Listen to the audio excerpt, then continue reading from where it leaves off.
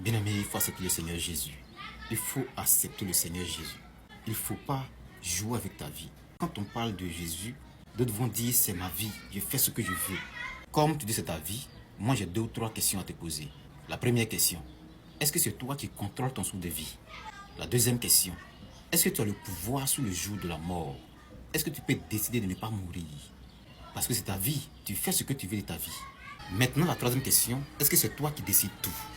C'est-à-dire tu décides de ce qui doit arriver et ce qui ne doit pas arriver. Parce que c'est ta vie. Bien-aimé, nous avons une réalité en face de nous. Nous avons une réalité en face de nous et nous vivons cette réalité. L'œil charnel, l'œil physique ne voit pas cette réalité parce que c'est une réalité spirituelle. Et nous savons que ce qui est spirituel, l'œil physique ne voit pas ça. L'œil charnel ne voit pas ça, ne voit pas ce qui est spirituel, ne voit pas les choses spirituelles. Autrefois, on menait notre vie tranquille. On vivait comme on voulait. On cherchait femme à gauche, à droite. On buvait, on faisait ce qu'on voulait. On faisait tout ce qu'on voulait. On vivait comme il fallait vivre.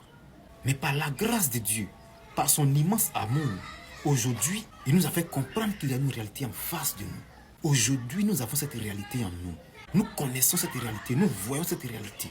Et nous témoignons de cette réalité. Cette réalité, c'est qu'il y a une vie après la mort. C'est qu'il y a une vie après la mort. Cette vie, c'est la vie éternelle.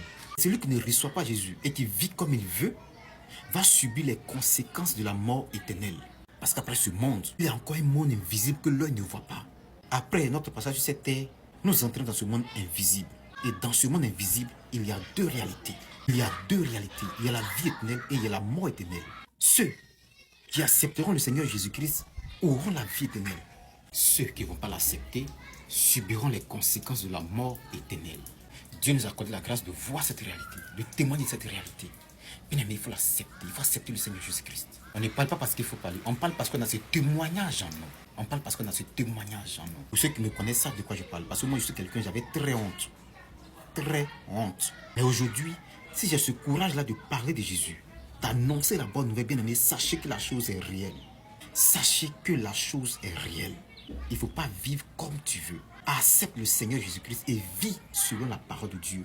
Vis selon les enseignements de Christ. Vis selon le commandement de Jésus. Il faut accepter le Seigneur Jésus-Christ. Parce qu'après cette vie, après ce monde, il y a encore un autre monde, un monde spirituel. Il y a encore une autre vie, une vie spirituelle. Choisissez le chemin de la vie. Choisissez Jésus-Christ. Parce que c'est lui le chemin de la vie.